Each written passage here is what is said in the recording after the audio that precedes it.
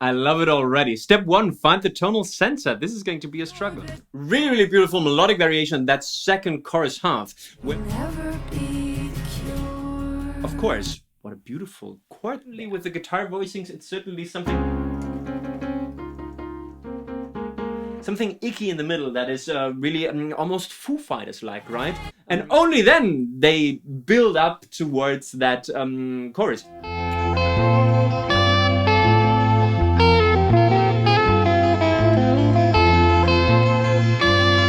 Well, we could talk about reverse deforestation programs in the Brazilian Amazon, but let's talk song. Today I'm going to be listening to a song by Olivia Rodrigo. It's called The Cure, and it was requested by top commenter Moonbeam345, as well as a number of regular viewers. I am really fond of Olivia Rodrigo's songwriting and looking forward to learning more about how she writes songs. So without further ado, let's get going.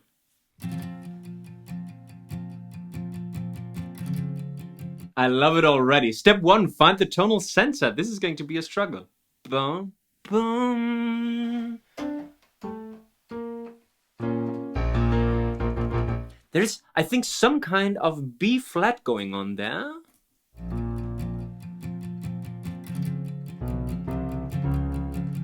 And then it's very, very grungy, right? I don't know, but the notes that I certainly hear are a B flat first and then a D flat.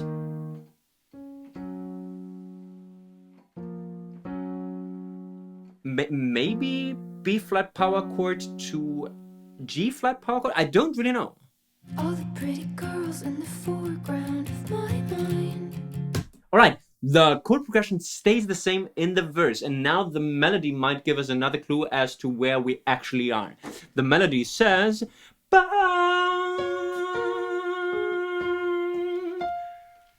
an F, which makes perfect sense because it's the fifth to a B flat. All the pretty girls in the foreground of my mind. Very, very haunting. Is what I hear, right? And if we now look at the notes that we hear, we can clearly see that it's some kind of D flat add 2 voicing that may or may not be also the tonal center of that thing. So we could be in some kind of B flat Aeolian mode, which at the same time would be the D flat Ionian mode. So maybe this is it. Done enough, but they keep moving the line. This is the melodic variation at the end, but for the rest it was again this idea. Okay, so we have got a very, very clear establishing of a melodic phrase that now gets developed and transformed. We also have got an establishment of a very, very classic AA rhyming structure in the lyrics, which say, all the pretty girls in the foreground of my mind, and then this line gets answered with, I thought I'd done enough, but they keep moving the line. Very, very cool and powerful first 2 lines that might establish the structure of the verse all along.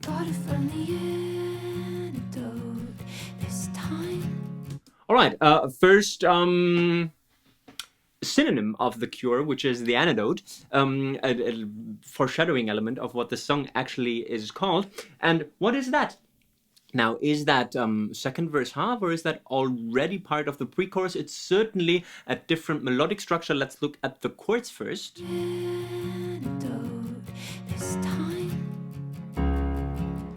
First resolution to an actual D flat major chord, okay? What I believe is the chord before is the 4 chord of that D flat major scale. Okay, I think we have got a 4-to-1 progression where she sings, I thought I found the antidote this time. The melody does this here. I thought I found the antidote. Right? So they take the motif from the verse and now take this as a transitioning element for the bridge. And I think this is the melody that she changes. This time. What a beautiful sixth leap here, right? This time. Really, really cool. Let me quickly stop this video for a big thank you to the active financial supporters of this enterprise here, both here on YouTube and over on Patreon. Namely YouTube songists Tom and Rico, LG9U, Jody Henko, Jennifer Grinder, and Andrew Morgan, as well as over on Patreon. They are called Song Talkers over there. JC, Amy May, Bloody Mary 26, Jennifer Grinder, again, thank you, Lena, Sarah Dell, and Amanda. If the rest of you also want to get early access to the videos, access to exclusive material, as well as regular shoutouts here in the video, please check the links in description. On with the show.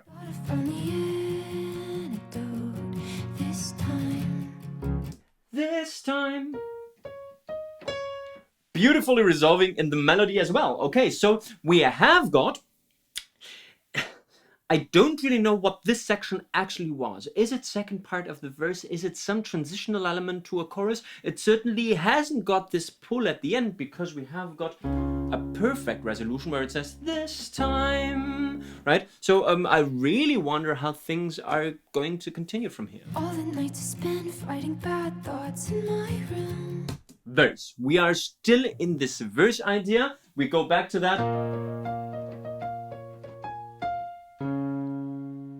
Very, very cool. I think the chord progression in the verse is actually a 6 minor to 1. So B flat minor to D flat major. Feeling so alone, might as well be on the moon. With the same melodic variation that we heard at the beginning, with the but new lyrics, of course, that now say, all the nights I spend fighting bad thoughts in my room, feeling so alone, might as well be on the moon. Okay. And back to that second idea that may or may not be the second verse part.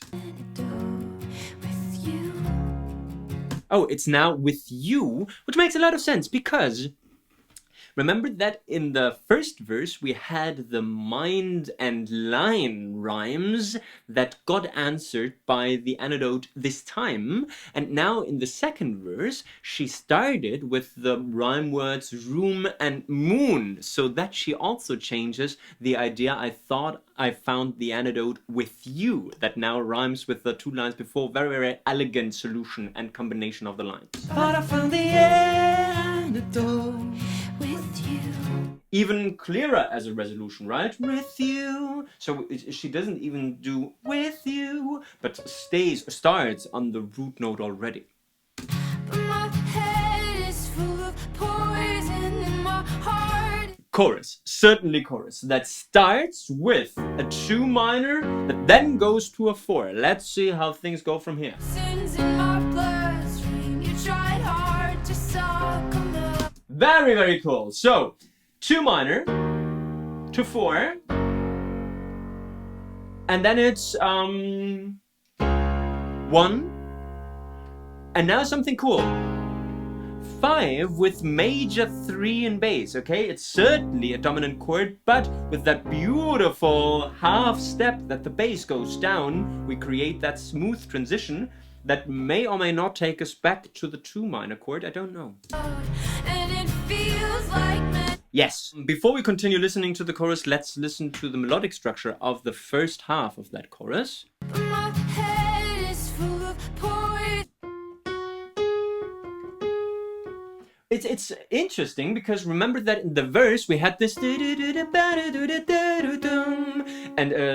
the pre-chorus in a way was a I found the antidote with you. She takes that and she lifts it by a third so that she now has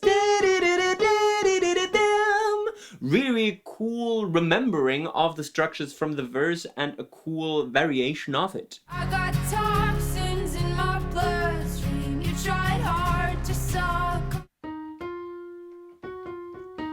Okay, so the melody structure is some kind of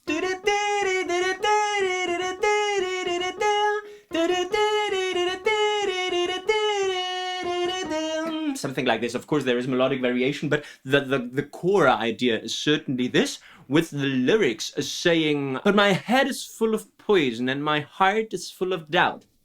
Really, really cool that she forms this almost cliche opposition of head and heart, also with the alliteration, with the H alliteration, and with the repetition of this full of structure, right? The head full of poison and the heart full of doubt, which are two strong images, certainly. I got toxins in my bloodstream, you tried hard to suck them out. This sucking out imagery she certainly takes from her song Vampire. What I really like is that she, probably parting from that cure idea, that she takes words that mean the opposite, like poison, like toxins, a little bit metaphorically also doubt, and that she takes other words that mean the same as cure, like for example antidote, that means a lot, right? Or sucking out, also as a way to cure stuff. Feels like medication and it's good for me, I'm sure. Really, really beautiful melodic variation, that second chorus half, where we hear another cure synonym, which is medication, which coincidentally rhymes with a lot of words in the English language. But what I like better is this, and it's good for me, I'm sure, where she actually uses a prosodic element and includes a euphoric variation of the melody. And it's good for me, I'm sure. Right? And it's good for me, I'm sure. Very, very good for her. But it don't matter how your love feels anymore. And different way to leave that chorus after that. After that, boom, it says, but it don't matter how your love feels anymore. But it don't matter how your love feels anymore. Right? Matter how your love feels anymore. Certainly a more a sadder ending to that phrase. It's also unresolved. Will never be the cure. Of course. What a beautiful chord there. So we have got this punchline at the end of the chorus that says it'll never be the cure. In terms of melody, it says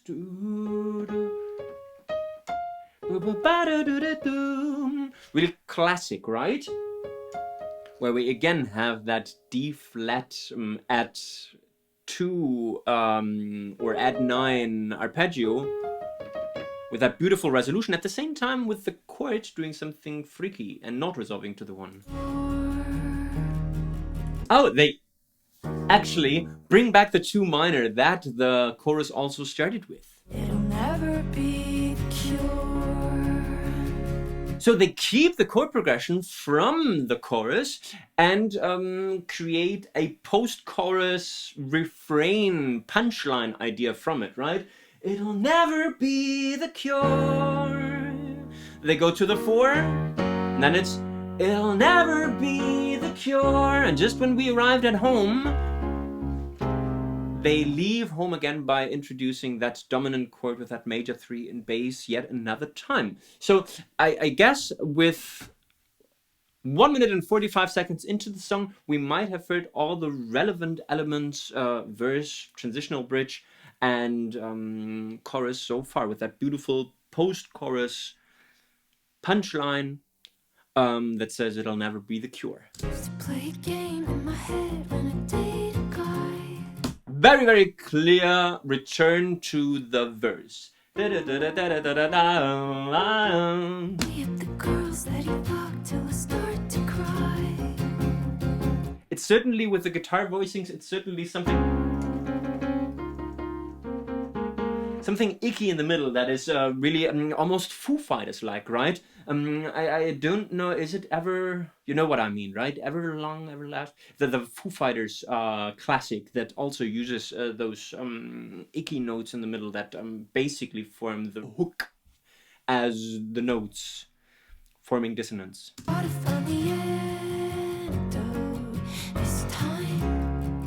Let's look at the lyrics before we continue with that second verse that goes back to that first rhyming pattern with the I words. Used to play a game in my head when I'd date a guy. tally up the girls that he fucked till I start to cry. Very, very cool, and a nice return to that rhyming pattern that we know from verse number 1.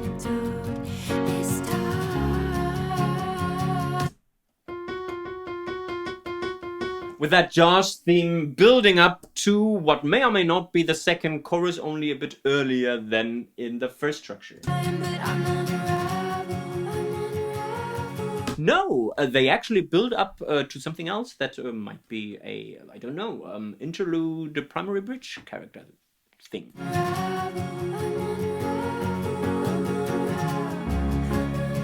Okay, they certainly stay on that 4-to-1 vamp in terms of chords, introducing or reintroducing that tiny dominant thing at the end. And at the same time, the melody forms some kind of stacking cool stuff with I'm Unraveled. Okay, so the first melody is... Okay, coming from that... But I'm unraveled. And the answer is... Right? So the third stacking on top. And then we have got...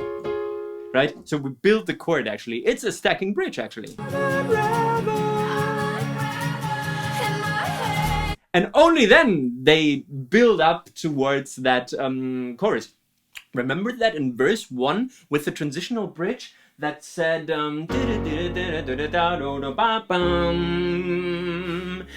didn't really feel that pull toward a strong chorus that now certainly is there because of course that voice stacking idea, but also because the chords after the one always go back to that dominant thing. But I'm unraveled, I'm unraveled. And then they go to that 2 minor beginning of the chorus, number 2. Poison in my heart is full of doubt in my bloodstream. Toxins in my bloodstream. Right? So this is the first time that she actually leaves that idea.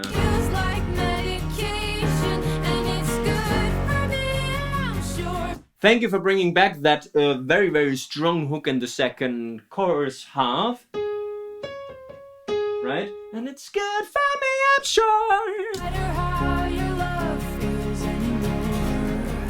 Right? This is a perfect dominant feel, both in the chord and in the lyrics, right? Because on the dominant chord, but I don't know why your love it don't matter how your love feels anymore. And in the melody as well, right? With the 5th of the scale in the melody, the dominant chord and a word that now needs rhyming and closure will form the perfect triple dominant function that takes us to the strong title of the song. Never be the cure. It'll never be the cure. 'Cause baby, I'm unraveled. Alright, and now of course they know they have written a brilliant section with that I'm Unraveled thing, and I'm sure that they are going to take it to a ridiculous level now.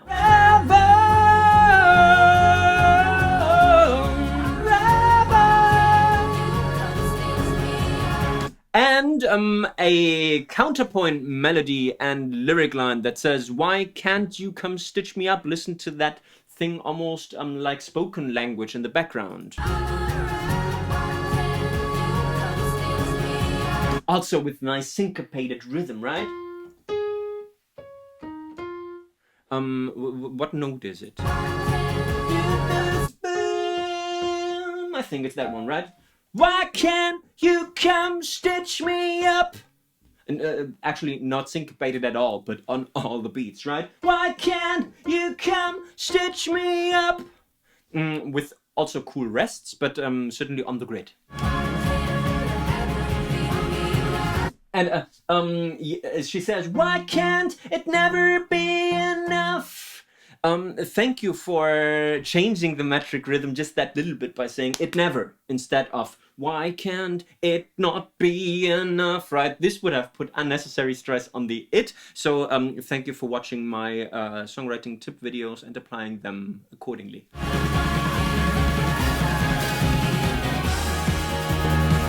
And now they go to an instrumental chorus with the 2 minor at the beginning that certainly has got very, very dancey potential.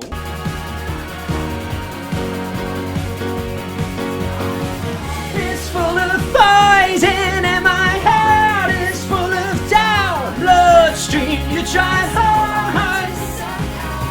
You tried so hard to suck out? Is that the way she phrased it every time? No, right? So it was you tried hard to suck them out, and she takes this to an even harder level by saying you tried so hard to suck out, introducing an S alliteration at the same time with so and suck out. Very, very cool. Like medication, and I'm sure, baby, I'm sure.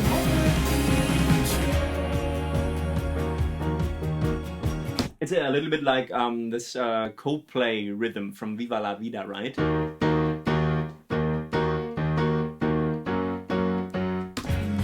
be the cure. So they don't want to stay home. They certainly always go back to that dominant idea.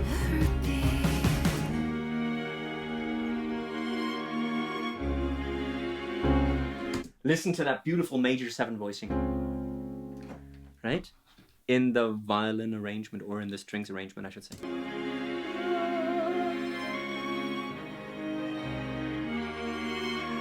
Beautiful secondary hook.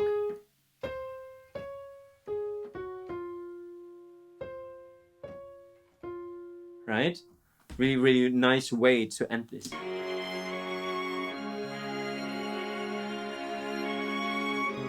And no resolution at the end, right? Staying on that dominant thing, because there never will be a cure, which is why they can't really resolve it to the tonic chord. And this was Olivia Rodrigo's The Cure. I'm sure to be taking away valuable songwriting learnings. Songwriting learning number 1 is a structural songwriting learning. Apparently, you can have a tiny build-up before the second chorus that is a foreshadowing of what you intend to do after second chorus with primary bridge and go crazy stacking sections. So this I'm unraveled idea that we hear at the end and that we celebrate like crazy, we get presented the first time around here, right? After this second verse.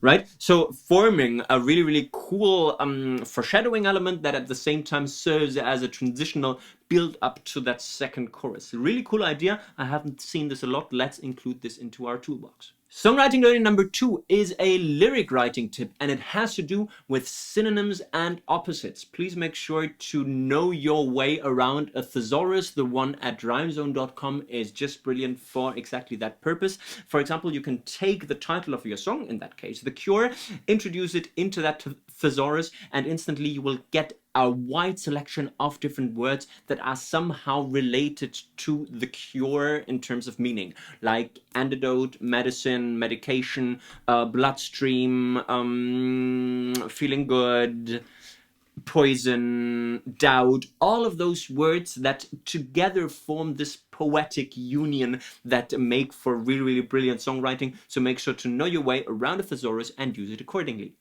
And songwriting learning number 3 is about my favorite section, which is that booster line almost in the chorus, where in the second chorus half we vary the melody just so that it becomes both the highest melodic movement in that section and also a prosodic element with feeling good. Listen to this beautiful thing here. And it's good for me, I'm sure. Right? And it's good for me, I'm sure. And it says...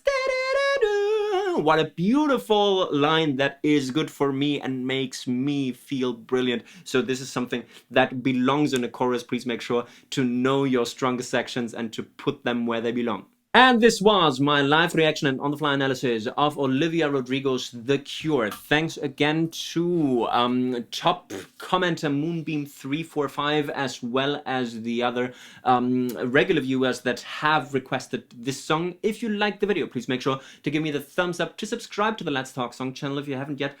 Also this hitting bell thing and everything, and to leave friendly comments, maybe also suggesting other songs you would like me to analyze and react to. Remember, you can increase your chances of your song being picked by becoming a paying member of this enterprise here. I guess we've talked song. You can talk about reverse deforestation programs in the Brazilian Amazon now. Bye bye.